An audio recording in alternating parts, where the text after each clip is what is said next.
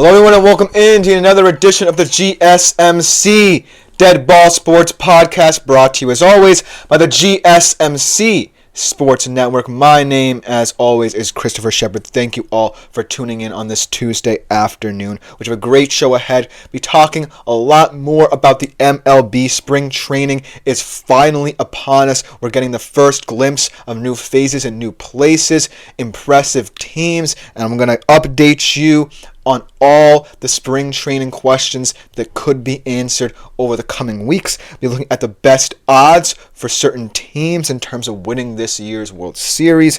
And then we transition to the sport of college basketball. We talk about the AP poll, the top 5 teams in the land, and what their future in the short term could look like before we get into NCAA tournament time. Then we're going to preview a very interesting game, not necessarily the best game on tonight's slate in the NBA, but a game defined by a move that did not happen between these two teams. That's right, the Hornets and the Lakers we're going to preview tonight. And then last but not least, I'm going to go across the pond, preview tomorrow's games of the knockout playoffs second leg in the Champions League, because, as always, certain games are being played right now with high stakes in the Champions League. So unfortunately, I can't preview them, even though some of them might be better than tomorrow's slate of games. But still going to be a very interesting segment once we get to it. But before we get into any of these fun segments on tap for today, I want to remind you, as always,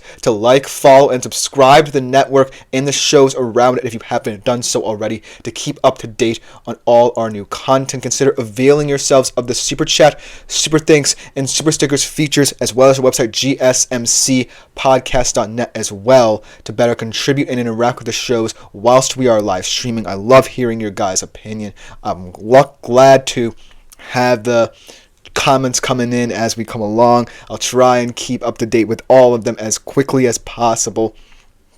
But I always genuinely appreciate that part of the show when you, our faithful audience, contribute and interact with me as well to make this show that much better.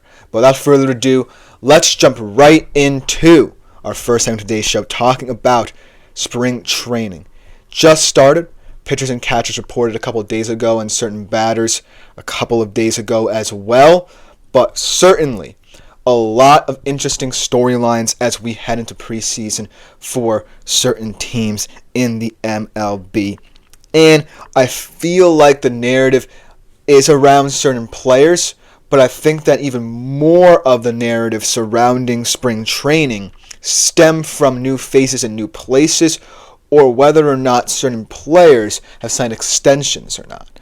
And that's what makes this spring training so interesting. A lot of teams already have all of their business done headed into spring training, but a few others probably are not heading into spring training with as clear a picture of what their team is going to look like for not just the short term, but the long term future as well. And so that's what I want to address. And so without further ado, let's just jump right into the teams that I'm going to be monitoring in their spring training journey. Starting off with one of the must-see teams of this period. Not the Los Angeles Dodgers, although a lot of people are hyped about them as well, but the New York Mets. Because I truly believe, in my personal opinion, you have the Dodgers, but the Mets on paper, I feel like, have the chance to have the even better lineup in terms of raw talent. I feel that Juan Soto's addition to this team adds so much power at the top of the lineup that even though the bottom of the lineup kind of gets a little bit iffy, especially offensively, you have so much power in that core four of him, Lindor, Alonso, and a breakout candidate in Mark Vientos who can produce runs for you.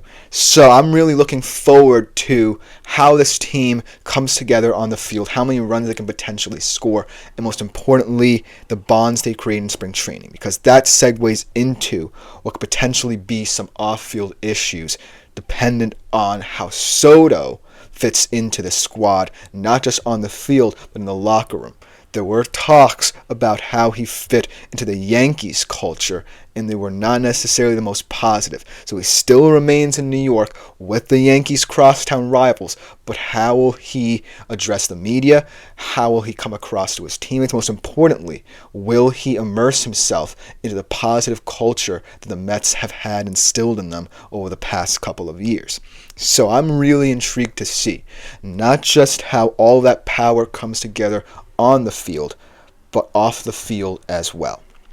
And then, of course, we can talk about the Dodgers, but really I feel like the one big question about the Dodgers is not anything to do with the players they have already had within their team with all this experience between them. It's about one of the players they signed, Roki Sasaki. What are they going to do with him? Because we already talked about him not just as potentially one of the best pitchers in the rotation, but also as an amateur prospect, because that's certainly what that contract says he is. Because of his unique status as an international amateur, having not played, I believe, enough years in the Japanese league to qualify as someone who can immediately step onto a major league roster, chances are he starts out his major league career in the minor leagues. But what I want to see is how the Dodgers treat this issue, because certainly his stuff is good enough to overwhelm certain hitters in the MLB. It certainly is good enough for the Japanese Baseball League, which is considered right under the MLB in terms of quality players.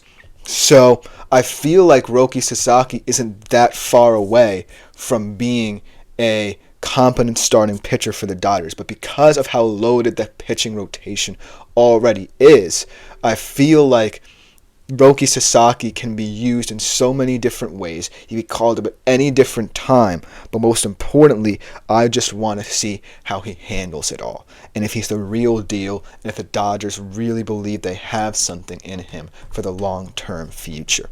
And while obviously there are way more storylines the Dodgers have attached to them as well, I feel like Roki Sasaki is the big one. But now enough of the NL, because we kind of know who's going to contend in the NL, at least in my eyes. Let's transition to the AL, where I feel like it's so log-jammed at the top that I feel there really is no one separating themselves as the AL favorite. You obviously have the Yankees, who hopefully are betting on the fact that both Paul Goldschmidt and Cody Bellinger as two players make up for what Juan Soto was as one, and even more so defensively, because they were not a good defensive team, and that was glaringly clear in the World Series. But you do lose that power in the middle of your lineup with Judge and Soto.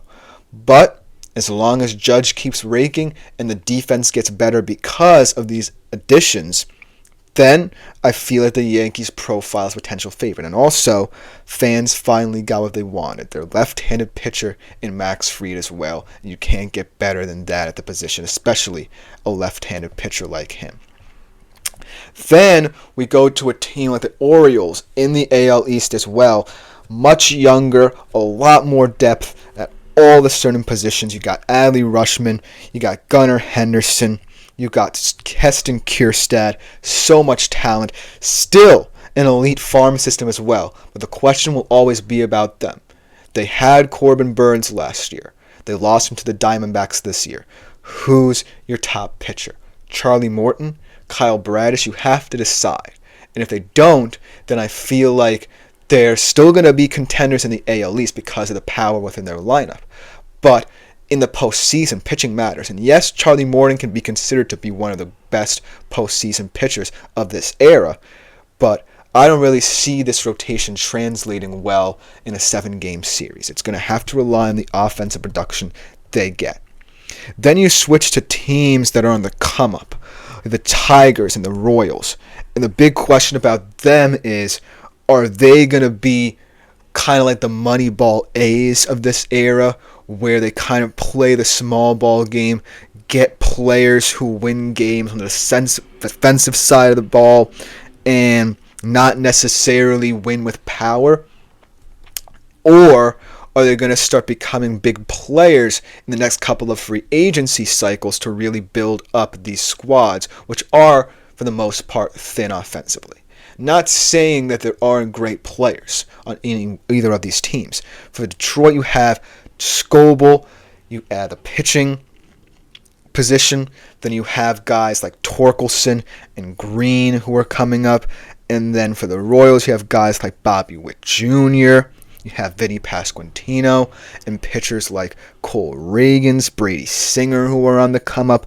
But ultimately, it's going to lie in how they play the game of baseball. Not just in the short term, but the long term. And then last but not least, I'm going to throw their hat in the ring. How about the Texas Rangers? Bochy is always like every 2 years kind of guy. This team was not healthy last year. A lot of players who they incorporated into their roster regressed the mean last year or were injured for large portions of the season. Now everyone's fully healthy, including Jacob deGrom, who finally probably gets a prolonged period as a starting pitcher for Texas. Guys like Josh Young, Evan Carter, who didn't play much last year, will get reincorporated. Wyatt Langford's going to be expected to grow. And I feel like the additions they made in the free agency cycle weren't necessarily high profile, and that's maybe because of the TV rights restrictions that are placed on them at the current moment, but there's still a lineup that can get going, and I feel like, as a Texas Rangers fan myself, I feel confident that because of the weakening AL West, now is Texas' chance to really establish a stronghold on that division. But who knows? Someone can emerge from the depths of the AL and surprise us all.